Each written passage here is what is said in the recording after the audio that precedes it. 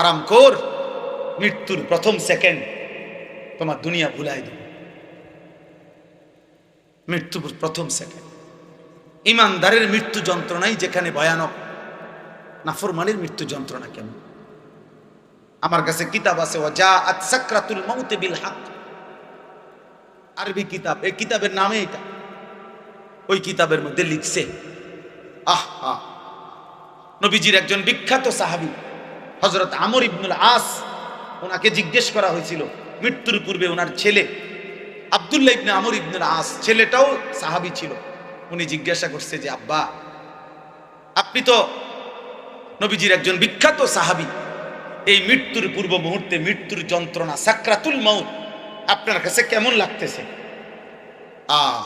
নবীর সাহাবী বলতেছে, ইয়া বুনাইয়া কাআন্না জিবালাদ দুনিয়া আলা সাদরি ওয়া কাআন্নী আতানাফাসু মিন সাকবিল ইবরা। সাহাবী বলে, বাপ, ছেলেরে আমার, মৃত্যুর এই পূর্ব মুহূর্তে সাকরাতুল মাউত, মৃত্যু যন্ত্রণাটা আমার কাছে মনে হচ্ছে এই পৃথিবীর সমস্ত পাহাড় আমার বুকের উপরে চাপা দিয়ে রাখছে।